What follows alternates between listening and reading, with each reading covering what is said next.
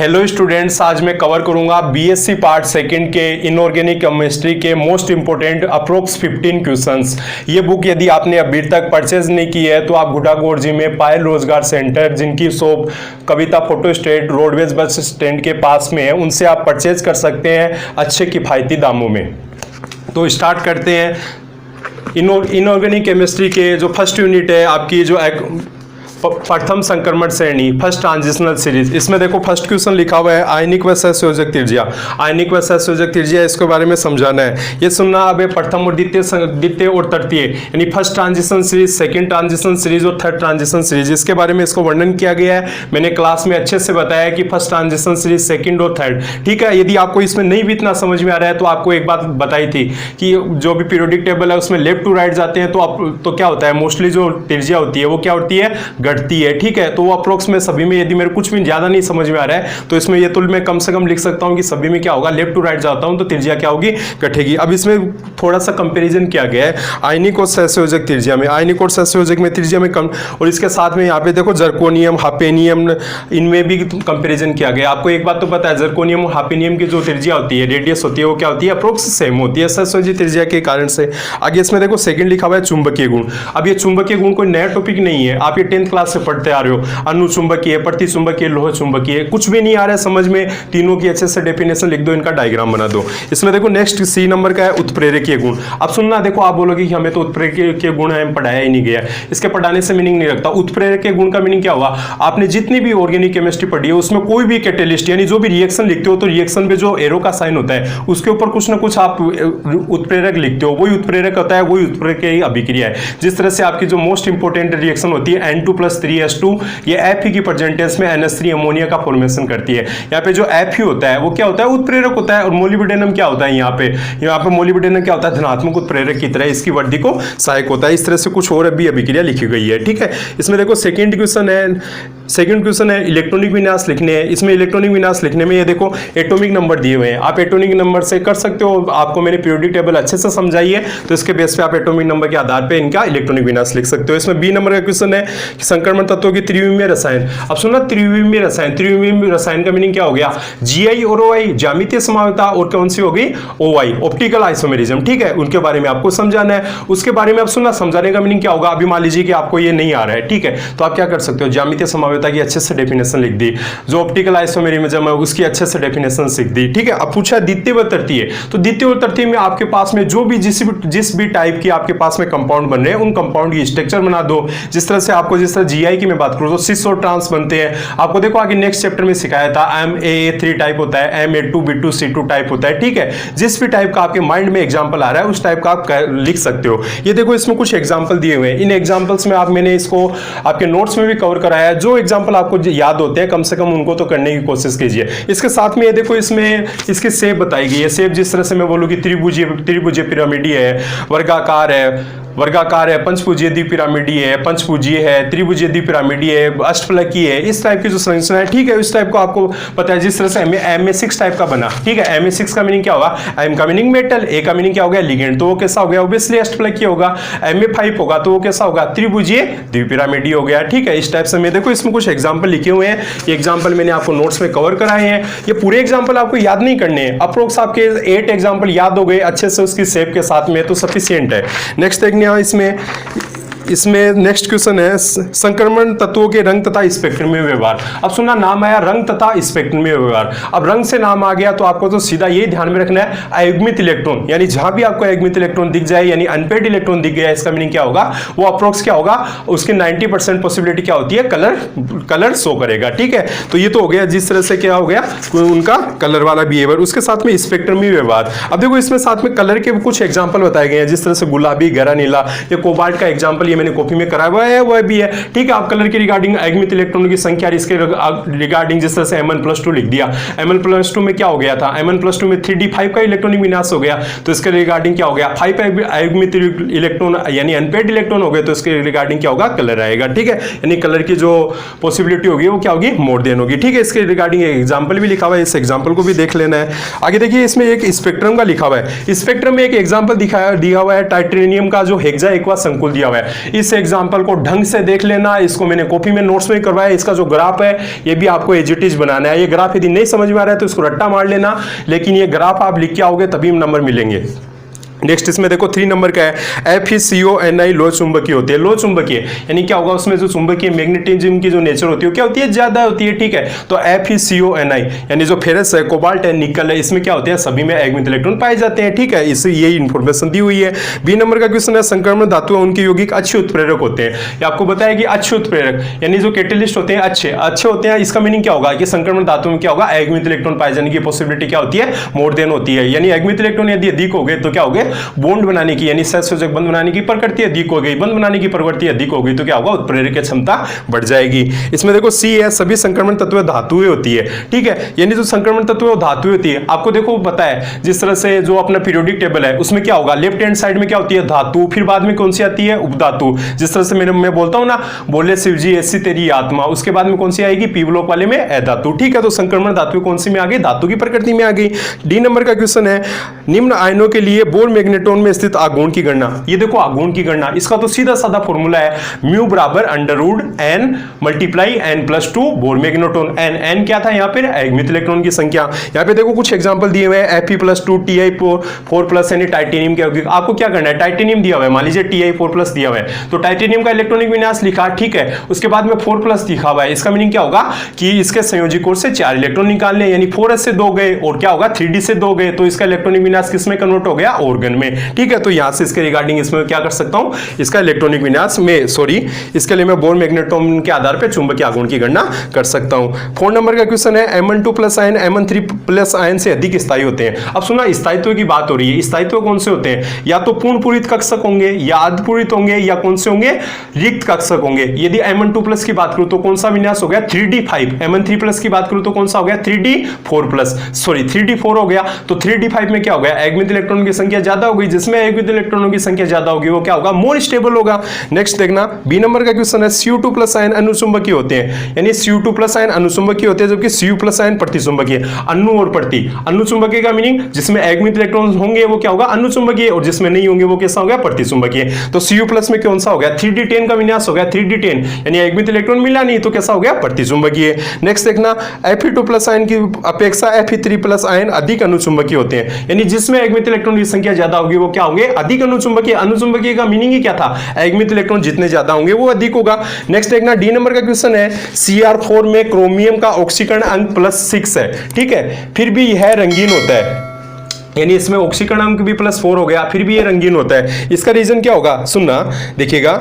इसमें D number का question है, इसका +4 है। इसमें देखो एक नाम लिखा हुआ है LMCT। LMCT का मीनिंग क्या होता है, ligand to metal charge transfer. यानी इसमें क्या होगा, इलेक्ट्रॉन तो नहीं है लेकिन क्या होगा, लिगेंड से मेटल की ओर क्या हो रहा है, इलेक्ट्रॉन का स्थानांतरण हो रहा है। देखो आपको बताया जिस तरह से मेटल है, लिगेंड है, इसके साथ में बॉन्डिंग कैसे होती है, पहले लिगेंड है, मेटल को इलेक्ट्रॉन देता है, कौन सा बॉन्ड बनता है, सिग्मा बॉन्ड बनता है। फिर रिपीट क्या होता है, मेटल के पास में इलेक्ट्रॉन की अधिकता जाती है, मेटल पुनः इलेक्ट्रॉन किसको देता है, लिगेंड को देता है, तो इससे कौन सा बॉन्ड बनता है, पाई बॉन्ड बनता है। इसके आधार पे जो ये बना हुआ है इसमें LMCT यानी लिगेंड से मेटल की ओर चार्ज का ट्रांसफर होता है, ठीक है। इसी के कारण से क्या होता है, क्रोमियम जो Cr4 का कंपाउंड है उसमें कलर आता है। नेक्स्ट 5 नंबर का क्वेश्चन है संक्रमण तत्व रंगीन व अनुचुंबकीय संकुल बनाते हैं। यानी क्या होगा, यदि अयस्क इलेक्ट्रॉन संघ है तो क्या होगा, रंगीन संकुल ही बनाएंगे, और यदि अयस्क इलेक्ट्रॉन है तो ऑब्वियसली प्रकृति कैसी होगी, अनुचुंबकीय की। बी नंबर है संक्रमण धातु संकुलों का निर्माण करती है। और यदि अयस्क इलेक्ट्रॉन जितने ज्यादा होंगे तो बॉन्डिंग जितनी ज्यादा होगी, बॉन्ड जितने ज्यादा बनेंगे तो उससे क्या होगा, संकुल भी उतने ही ज्यादा बनेंगे। सी नंबर का क्वेश्चन है संक्रमण धातु की विभिन्न ऑक्सीकरण अवस्थाओं की विवेचना कीजिए। अब देखो सुनना, संक्रमण धातु की विभिन्न ऑक्सीकरण अवस्था आपको क्या करना है, जिस तरह से मैंने स्कैंडियम वाली सीरीज ले ली, scandium, titanium, vanadium, chromium, manganese वाली ये सीरीज ले ली। तो स्कैंडियम कौन सी दर्शाता है, जो स्टेबल ऑक्सीडेशन है Sc+3 यानी स्कैंडियम +3 अवस्था में, टाइटेनियम +4 अवस्था में, वेनेडियम +5 अवस्था में। इसी तरह से मैग्नीज कौन सी दर्शाता है, Mn+2, Mn+5, Mn+7। Mn की मैग्नीज की सर्वाधिक स्थायी कौन सी होती है, Mn+2, जबकि जो प्रथम संक्रमण श्रेणी में सर्वाधिक ऑक्सीकरण अवस्था कौन सी होती है, Mn की +7। बस ठीक है, ऑक्सीकरण अवस्थाओं के बारे में आप लिख देना, ये काम हो जाएगा आपका। नेक्स्ट सी नंबर का क्वेश्चन है संक्रमण धातु की विभिन्न ऑक्सीकरण अवस्थाओं की विवेचना, हो गया ये क्वेश्चन। नेक्स्ट देखना 6 नंबर का क्वेश्चन है कि KMnO4 प्रबल अपचायक है। देखो नाम सुना, KMnO4, Mn मैग्नीज की ऑक्सीकरण अवस्था निकालोगे, यहाँ पे कितनी आ रही है, +7 आ रही है। गया। अब देखो नाम लिखा है प्रबल ऑक्सीकारक, ऑक्सीकारक का मीनिंग दूसरों का क्या करेगा, ऑक्सीकरण, खुद का क्या होगा, अपचयन, यानी इसमें क्या होगा, Mn की जो +7 ऑक्सीकरण अवस्था है वो क्या हो जाएगी, कम हो जाएगी, खुद का अपचयन होगा, मतलब +7 से +5 हो गई या +2 हो गया, कहने का मीनिंग Mn +5 में आ जाएगा, Mn +2 में आ जाएगा।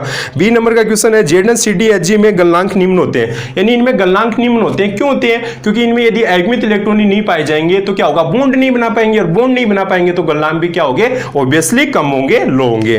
सी नंबर का क्वेश्चन है रेडॉक्स विभव क्या होता है। अब सुना नाम है रेडॉक्स, रेडॉक्स का मीनिंग क्या होगा, ऑक्सीकरण और अपचयन। आपको कुछ भी ज्यादा भी नहीं आता है तो ऑक्सीकरण अपचयन इनकी डेफिनेशन लिख देना, कोई भी जिस तरह से देखो इसमें रेडॉक्स विभव में ये एक आपका एग्जांपल दिया हुआ है, यानी मेटल है उसका ऑक्सीकरण हुआ तो क्या हुआ, इलेक्ट्रॉन रिलीज कर दिए, फिर यहां से क्या हुआ, इसका देखना रिवर्स डायरेक्शन में अपचयन लिखा हुआ है, इसका मीनिंग क्या हुआ, मेटल ने इलेक्ट्रॉन क्या किए, एक्सेप्ट किए, ग्रहण किए, तो इसका अपचयन हो गया। ठीक है, ये रेडॉक्स में, रेडॉक्स इसके रिगार्डिंग जो विभव आता है वही क्या हो गया, रेडॉक्स विभव हो गया। आपको कुछ भी ज्यादा नहीं आता है, ऑक्सीकरण अपचयन की डेफिनेशन लिख देना, इसको मिला के ये जो जिस टाइप का जो सिंपल लिखा हुआ है कि मेटल से इलेक्ट्रॉन यदि निकलते हैं तो ऑक्सीकरण और यदि एक्सेप्ट होते हैं तो अपचयन होता है। ठीक है, 7 नंबर का क्वेश्चन है संक्रमण धातु में परिवर्ती ऑक्सीकरण अवस्थाओं की विवेचना, ये क्वेश्चन रिपीट हो गया।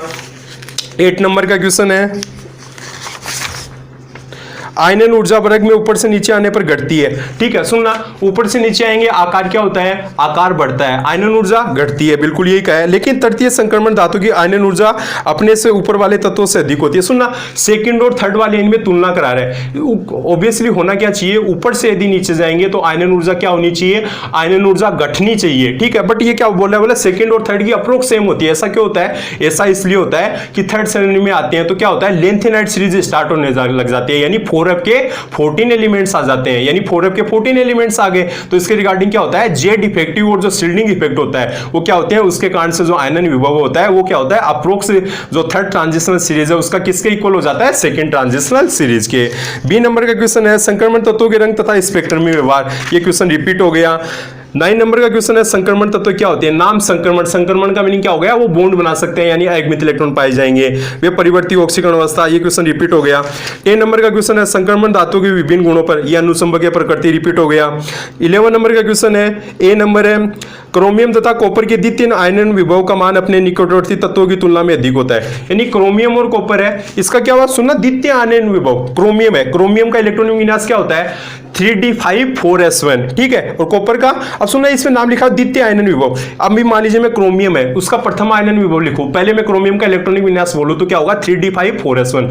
यदि मैं इसका प्रथम आयनन विभव, फर्स्ट आयनाइजेशन एंथैल्पी की बात करूं तो क्या होगा, 4s1 से, यानी एक इलेक्ट्रॉन निकल गया तो क्या हो गया, 3d5 की कंडीशन हो गई। अब मैं इसी में सेकंड आयनन विभव अप्लाई करता हूं तो क्या होगा, एक इलेक्ट्रॉन और निकालना होगा, तो मुझे बताओ 3d5 है, यानी 5 इलेक्ट्रॉन, अर्धपूरित विन्यास है, अर्धपूरित विन्यास से यदि मैं दूसरा इलेक्ट्रॉन निकालना चाहता हूं तो क्या निकल पाएगा, क्या इजीली नहीं निकल पाएगा, क्योंकि हाफ फील्ड जो सिस्टम होता है वो क्या होता है, पहले से ही मोर स्टेबल होता है। ठीक है, यही क्वेश्चन है। आगे नेक्स्ट है जर्कोनियम तथा हाफिनियम की सहसंयोजक त्रिज्या का मान लगभग समान होता है, वही हो गया सेकंड और थर्ड ट्रांजिशन सीरीज हो गया, तो इसके कारण लेंथेनाइट संकुचन हो गया, वो जेड इफेक्टिव और शील्डिंग इफेक्ट वाला सिस्टम हो गया, इसके कारण से क्या हो गया, अप्रोक्स इनकी जो रेडियस होती है वो सेम होती है।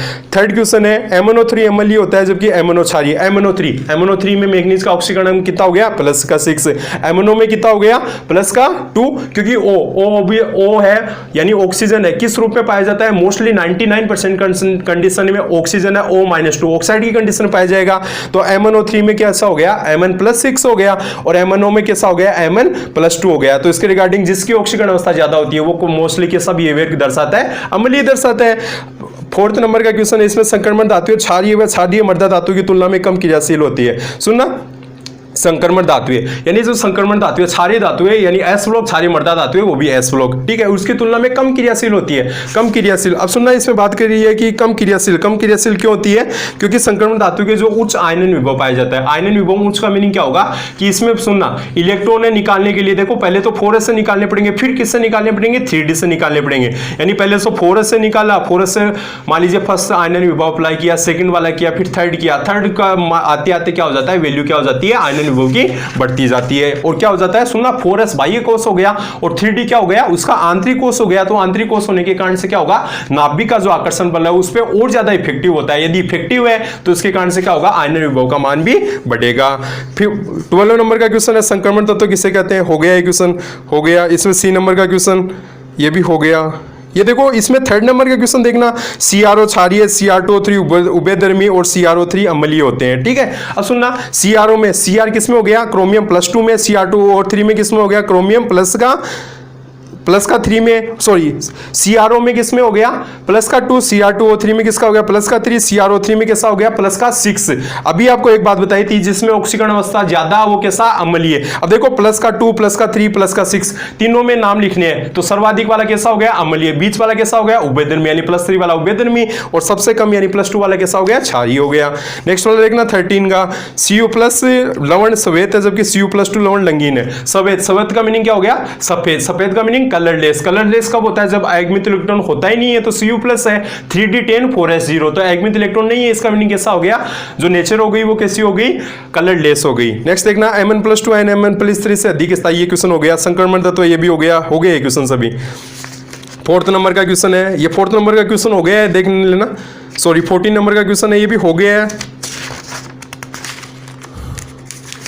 अब देखो बात करते हैं इस यूनिट में इंपोर्टेंट क्वेश्चन की। तो देखो इसमें कोई ऐसा ये पीरियोडिक टेबल टाइप में है, तो इसमें कोई इंपोर्टेंट का मैं एग्जैक्ट रूप से नहीं कर सकता, लेकिन आपने नोट्स यदि अच्छे से पढ़े हैं, क्लास अच्छे से ली है, तो कोई दिक्कत नहीं आएगी। फिर भी यदि ये 14 क्वेश्चन है, 14 में से अप्रोक्स 5 क्वेश्चन है रिपीट है, यानी 9 क्वेश्चन है। 9 क्वेश्चन को एक बार देख लेना। इसमें ये जरूरी नहीं है कि आपको एजीटी जो बुक में छपा हुआ है वैसे लिखना है, जिस तरह से मैं समझा रहा हूं उस तरह से आप लिख जाओगे, सफिशिएंट है, आपको 90% मार्क्स मिल जाएंगे। मैं जिस तरह से समझा रहा हूं उस तरह से आप यदि लिख दोगे तो। अब देखिए मैं सेकंड यूनिट स्टार्ट करता हूं। सेकंड यूनिट है आपकी जो कोऑर्डिनेशन कंपाउंड है। इसमें से फर्स्ट क्वेश्चन है आईयूपीएसी नेमिंग। या आईयूपीएसी नेमिंग करने के लिए आपको जो फर्स्टली जो मेरे नोट्स लिखाए गए हैं, लिगेंड्स के नाम और जो किस तरह से लिखे जाते हैं उसको आप देखोगे, फिर सभी के नाम आ जाएंगे। आप ट्राई करना पहले नोट से इनके लिगेंड के नाम सभी के पहले याद करने की कोशिश करना, फिर इनसे करना, 100% क्वेश्चन सोल्व हो जाएंगे। सेकेंड क्वेश्चन देखना, इसमें पश बंधन को समझाइए। पश बंधन, इसको देखो मैं इंग्लिश में क्या बोलूंगा, बैक बॉन्डिंग। अरे बैक बॉन्डिंग वाला सिस्टम में बस हो गया, बैक बॉन्डिंग नाम सुना, बैक बॉन्डिंग होते ही तो आपको आ गया। वो ये देखो जिस तरह से ये दिया हुआ, अभी मैंने बताया था ना, मेटल है, पहले लिगेंड मेटल को शिफ्ट किया, इलेक्ट्रॉन तो कौन सा बना, सिग्मा, फिर मेटल से किधर की ओर गया, लिगेंड की ओर, कौन सा बना, पाई। ये देखो डायग्राम बनाया हुआ, ये डायग्राम मैंने बनाया था। ये पीछे वाली रामायण को जरूरी नहीं है ये लिखना है जिस तरह से यहाँ पे लिखी हुई है, ये कोई जरूरी नहीं होता है। ठीक है, आगे देखो इसमें सी नंबर का क्वेश्चन है, अष्टफलय के जटिलों में त्रिविमीय रसायन, यानी अष्टफलय के संकुल है त्रिविमीय रसायन, यानी जीआई और ओआई।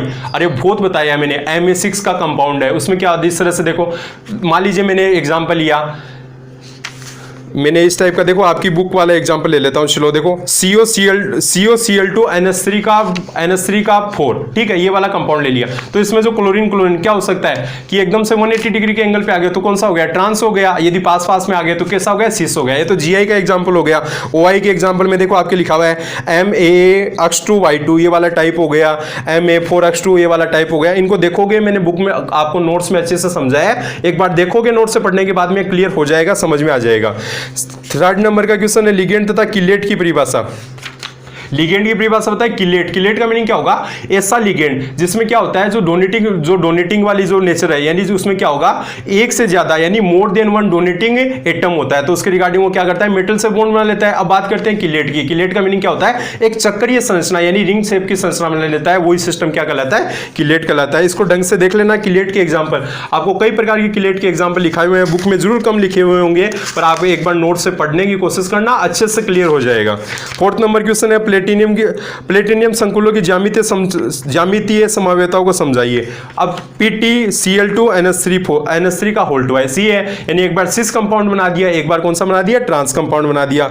अष्टफलय के संकुलों में ज्यामितीय व प्रकाशिक समवेता, ठीक है, वही जीआई और ओआई है, समझाना है। कौन से में, अष्टफलय की है, पहले अभी भी रिपीट किया है, वो का वही क्वेश्चन रिपीट हो गया है। फिफ्थ नंबर का क्वेश्चन है EN को समझाइए।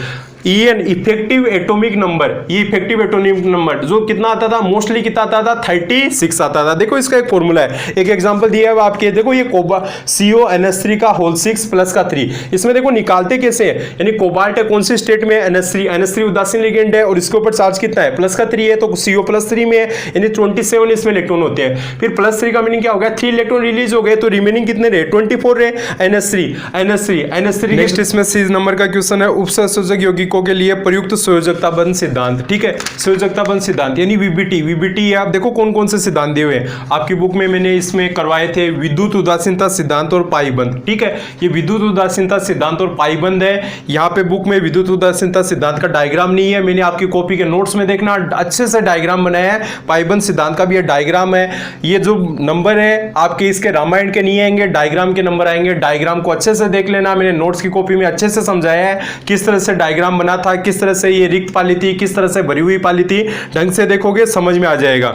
नेक्स्ट नंबर का 6 नंबर का क्वेश्चन है FeCN6 माइनस प्रतिचुंबकीय होता है। वो कभी प्रतिचुंबकीय अनुचुंबकीय लेना किससे, लेना देना में किससे है, अयुग्मित इलेक्ट्रॉन। यदि अयुग्मित इलेक्ट्रॉन हुआ तो क्या होगा, अनुचुंबकीय। नहीं मिला तो किसकी होगी, प्रकृति प्रतिचुंबकीय।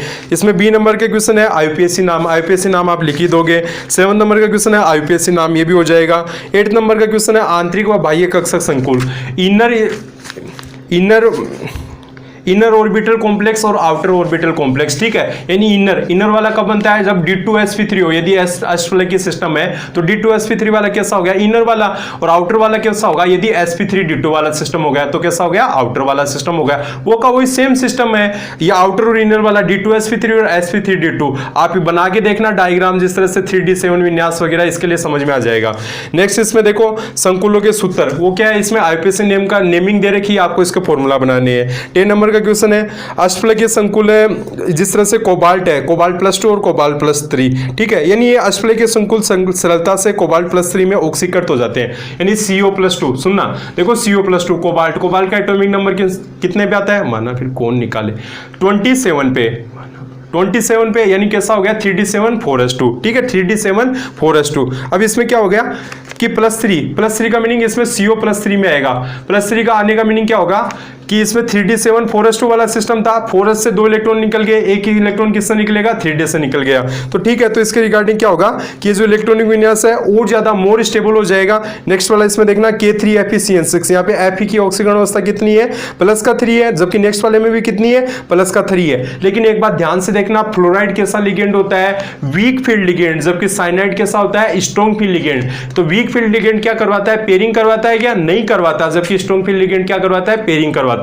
पेयरिंग करवाएगा तो कैसा हो जाएगा D2sp3, और पेयरिंग नहीं करवाएगा तो sp3d2। तो इसके रिगार्डिंग क्या होगा, वही कलर की नेचर और इनर और आउटर ऑर्बिटल विन्यास वाला हम प्रकृति बता सकेंगे, ठीक है। अब मैं देखो सेकंड चैप्टर है, इसमें भी इंपॉर्टेंट क्वेश्चन की बात करता हूं। तो इसमें इंपॉर्टेंट क्वेश्चन ऐसे कोई रटाफिकेशन तरीके से नहीं बताया जा सकता, इसको आपको अच्छे से याद ही करना पड़ेगा कि आईयूपीएसी नेमिंग है, उसके रूल याद कर लो। इसके साथ में देखो ये जो वीबीटी के सिद्धांत है, पाईबंध सिद्धांत और जो ये विद्युत उदासीनता सिद्धांत, और इसके साथ ये बैक बॉन्डिंग वाला सिद्धांत, इसमें बैक बॉन्डिंग और विद्युत उदासीनता सिद्धांत ढंग से रट्टा मार लेना, ये श्योर है 100% इस क्वेश्चन के ज्यादा श्योरिटी ये क्वेश्चन आएगा। थर्ड चैप्टर है लेंथेनाइड व एक्टिनाइड संकुलों का रसायन, ठीक है। अब देखो ये चैप्टर है, इसमें भी कोई इंपॉर्टेंट नहीं, इसको आपको उसी तरीके से याद करना है कि यानी लेंथेनाइड, सभी लेंथेनाइड सीरीज के क्या कर लिए, एटम के नाम याद कर लिए, उसका एटॉमिक नंबर देख लिया, उसी तरह से एक्टिनाइड का देख लिया, ठीक है। अभी देखो इसमें है फर्स्ट क्वेश्चन है लेंथेनाइड संकुचन में इलेक्ट्रॉनिक विन्यास सभी का लिखना है। ऑक्सीकरण अवस्था, अब लेंथेनाइड में आपको पता है जो मोस्ट स्टेबल ऑक्सीकरण अवस्था कितनी होती है, +3 होती है, इसके साथ में +4 और +2 भी पाई जाती है, ठीक है। जिसमें पाई जाती है उसको भी नाम लिख देना। नेक्स्ट है चुंबकीय गुण, चुंबकीय गुण का वही फॉर्मूला अपना म्यू बराबर √n × n+2 वाला, ठीक है। लेंथेनाइड में क्या होगा, चुंबकीय गुणों में कुछ चेंजेस आ जाते हैं, उन चेंजेस के हम आगे बात करेंगे, ठीक है। सुनना देखो आगे नेक्स्ट क्वेश्चन है, इसमें सेकंड नंबर का क्वेश्चन है।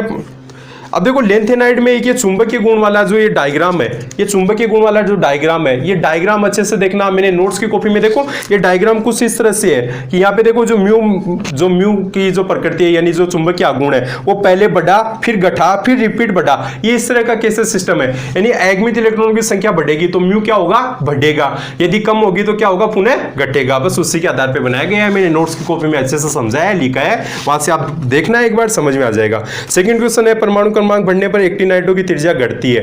सुनना, परमाणु क्रमांक बढ़ा यानी किधर से किधर गए, लेफ्ट टू राइट, और लेफ्ट टू राइट जाने पर क्या होती है, त्रिज्या घटती है। त्रिज्या क्यों घटती है, क्योंकि क्या होता है, प्रभावी नाभिकीय विन्यास जेड इफेक्टिव का मान बढ़ जाता है, जिसके कारण से क्या होगी, जो एटॉमिक साइज है यानी जो त्रिज्या है वो क्या हो जाती है, घट जाती है। नेक्स्ट है अति भारी तत्व, हेवी मेटल्स। हेवी मेटल्स का मीनिंग क्या हो गया, जिसका क्या होगा, अणुभार वगैरह क्या होता है, ज्यादा होता है, ये एक्टिनाइड में पाया जाता है, ठीक है। यानी जिसका जो एटॉमिक नंबर है अप्रोक्स कितना होगा, 113 है, इससे मोर देन, सॉरी, जो एटॉमिक नंबर है 84 83, इनसे वो पाया जाता है उसको हम किस में इंक्लूड कर देते हैं, अतिभारी तत्वों में। ठीक है, आगे नेक्स्ट वाला देखिए,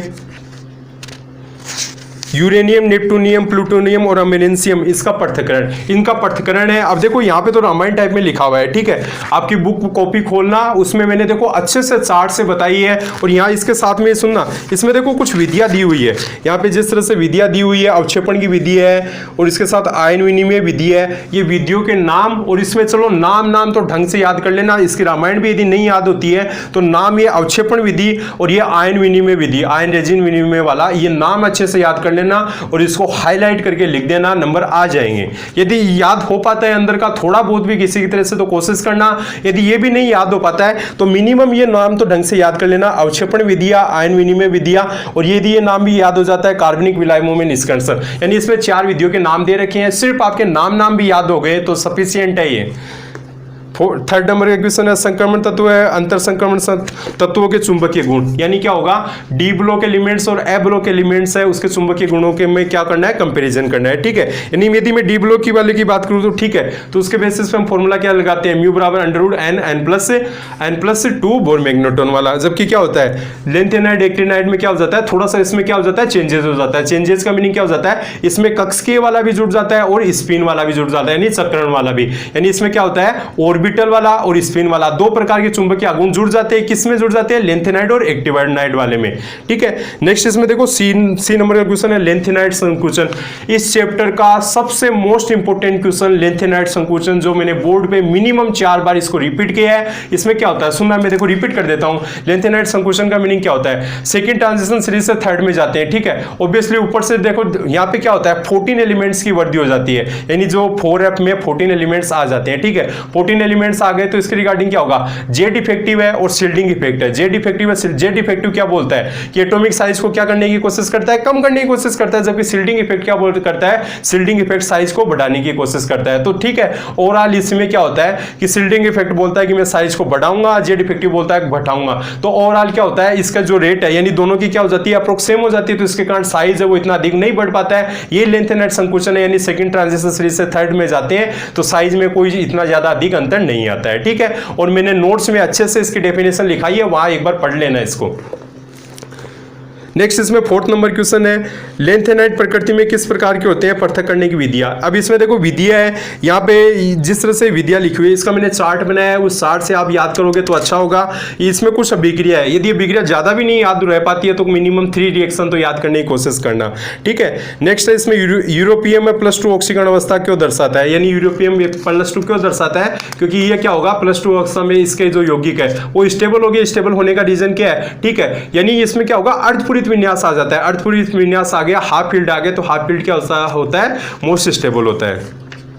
5th नंबर का क्वेश्चन है, संक्रमण तत्व आंतरिक संक्रमण तत्वों के चुंबकीय गुणों में अंतर है। इसमें अंतर पूछा है चुंबकीय गुणों में। ठीक है, तो सुनना, संक्रमण तत्वों का तो फॉर्मूला हो गया म्यू बराबर √n + 2 का ये फॉर्मूला हो गया। जबकि अंतर संक्रमण तत्व यानी ए ब्लॉक एलिमेंट्स में देखो ये फॉर्मूला, ये मैंने याद कर लेना है इसको, √ का 4s × s + 1 + l × s + 1, sorry l + 1, ये फॉर्मूला ढंग से इसका याद कर लेना।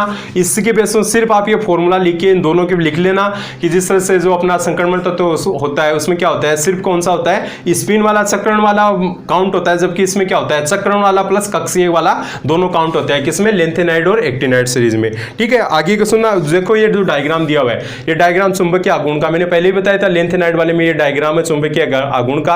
यदि आपने ये याद करना है आपको, और इसको भी यहां पे बनाना है। नेक्स्ट इसमें देखो सी नंबर का क्वेश्चन है, चलो सी नंबर का क्वेश्चन हो गया। इसमें नेक्स्ट वाला देखना 6 नंबर का क्वेश्चन है, प्रोमीथियम तत्व प्रकृति में नहीं पाया जाता है। नहीं पाया जाता है मीनिंग क्या होगा, ये रेडियोएक्टिव तत्व है, इसके कारण से नहीं पाया जाता है। बी नंबर रेडॉक्स अभिक्रिया में सिरिक सल्फेट का क्या उपयोग होता है, ये आप देख लेना।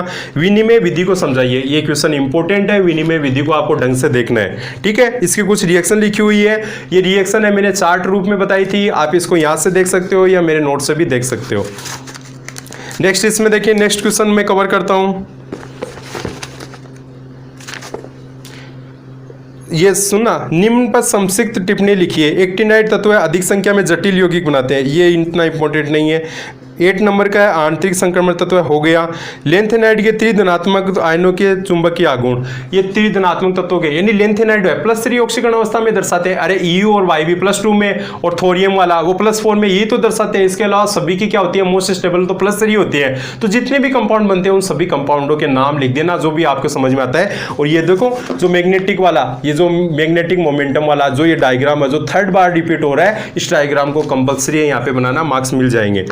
9 नंबर का क्वेश्चन है एक्टिनाइड की ऑक्सीकरण अवस्था तथा इलेक्ट्रॉनिक विन्यास। ठीक है, एक्टिनाइड की ऑक्सीकरण अवस्था मैंने बताया था +3 +2 +4 +5 +6 +7 तक दर्शाते हैं। आपको ढंग से बताया था, मिनिमम मैंने 4 टाइम्स रिपीट करवाया था नोट्स में, वो चार्ट एज इट इज बना लेना कि +6 +7 तक कहां तक बनाते हैं। नेक्स्ट वाला क्वेश्चन देखना, लेंथेनाइड की तुलना में एक्टिनाइडों में संकुल बनाने की प्रकृति अधिक पाई जाती है। क्यों पाई जाती है? अरे जितने अधिक ऑक्सीकरण अवस्था होगा, यानी जितने अगमित इलेक्ट्रॉन उस टाइप से रहेंगे, यानी इनबैलेंसिंग रूप से रहेंगे, उतने सहसंयोजी बॉन्ड बनेंगे। सहसंयोजी बॉन्ड बनेंगे तो इसका मीनिंग क्या होगा, संकुल यौगिक बनाने की प्रकृति क्या होगी, ज्यादा होगी। बी नंबर का क्वेश्चन है एक्टिनाइड तत्वों की ऑक्सीकरण अवस्था लेंथेनाइड तत्वों की तुलना में अधिक क्यों होती है? ठीक है, यानी वो का वही सिस्टम है, इसी का रिपीट रूप है ये। 14 है इट्रियम व भारी लेंथेनाइड तत्वों के गुणों में क्या समानता है? ठीक है, ये इंपॉर्टेंट नहीं है, छोड़ो रहने देना इसको। अब देखो मैं बात करता हूं इस चैप्टर में इंपॉर्टेंट की, इसमें भी मैं वैसे कंपलसरी इंपॉर्टेंट नहीं बता सकता, फिर भी इसमें जो सबसे इंपॉर्टेंट है ये लेंथेनाइड संकोचन वाला क्वेश्चन है। इसके साथ में आप नोट से ढंग से याद करने की कोशिश करना, इस चैप्टर को अच्छे से हो जाएगा। देखो इस चैप्टर की सबसे बड़ी विशेषता ये है कि जिस तरह से बुक में लिखा हुआ है, ये कंपलसरी नहीं है कि आपको उसी तरह से लिखना है। आपने यदि समझा है क्लास में अच्छे से, मेरे नोट्स पढ़े हैं, तो हो जाएगा।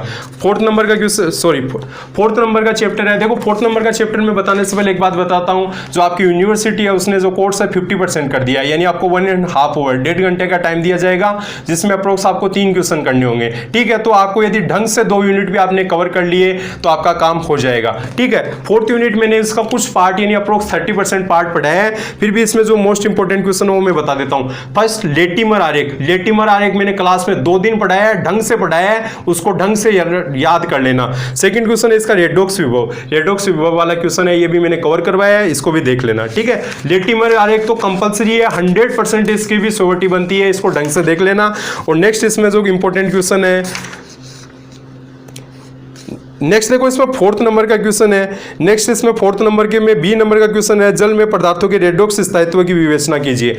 जो स्थायित्व का क्षेत्र है उसकी विवेचना। ये देखो ये जो डायग्राम मैंने क्लास में इसको कई बार बताया डायग्राम को, ये डायग्राम वाला जो पार्ट है इसको ढंग से देख लेना। जल का स्थायित्व क्षेत्र, लेटिमर आरेख और एक इसमें है फोस्ट आरेख। ठीक है, इन तीनों क्वेश्चनों में से एक की चांसेस बनते हैं आने के।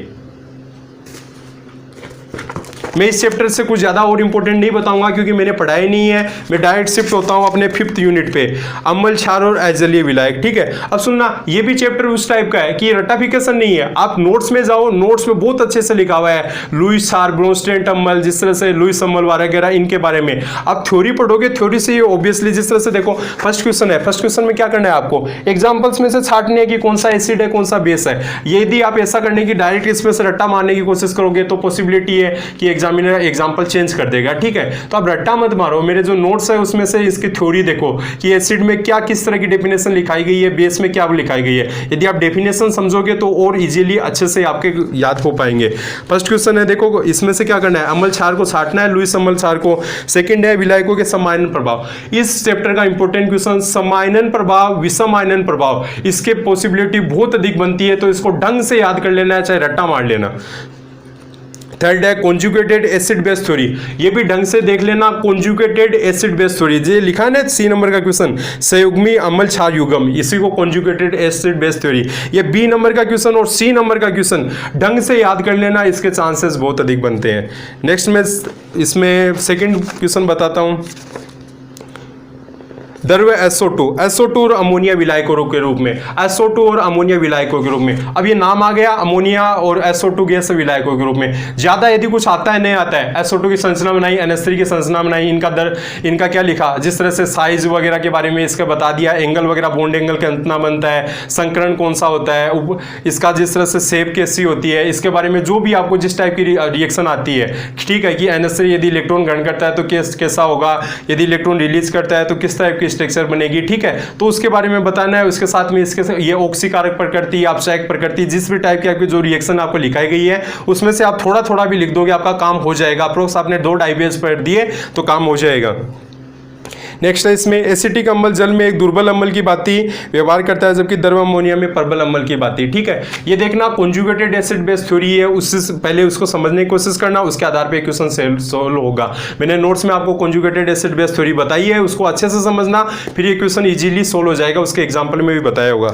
सी नंबर का है धातु अमोनिया विलयन नीले रंग के होते हैं। अमोनिया विलयन नीले रंग के कैसे होते हैं, क्योंकि देखो इसमें सी नंबर का क्वेश्चन है, ये सी नंबर का क्वेश्चन इस चैप्टर का मोस्ट इंपोर्टेंट क्वेश्चन है। मैं फिर कह देता हूं, जो ये क्वेश्चन है धातु अमोनिया विलयन नीले रंग के होते हैं, इस चैप्टर का मोस्ट इंपोर्टेंट क्वेश्चन यही है, ठीक है। और इसमें जो ये रिएक्शन लिखी हुई है ना 2.43 यानी 2.43 के पेज पे ये जो रिएक्शन लिखी हुई है, मेटल है एम प्लस में, यानी इलेक्ट्रॉन रिलीज किया, उसके बाद में क्या हुआ, ये कंपाउंड बना मेटल का NH3 के साथ में, और ये इलेक्ट्रॉन रिलीज। ये रिएक्शन आपको नहीं याद होती है, रट्टा मार लेना, पर इसी रिएक्शन के नंबर है। इसमें रामायण के टीचर नहीं देखता है, वो इसी रिएक्शन के नंबर देता है। इस रिएक्शन को ढंग से याद कर लेना है। और मैंने इसका जो सॉल्यूशन है समझाने का तरीका मैंने नोट्स में अच्छे से लिखाया है, वैसे बुक में भी इसका अच्छे से लिखा हुआ है, आप देखना, ट्राई करना, समझ में आ जाएगा।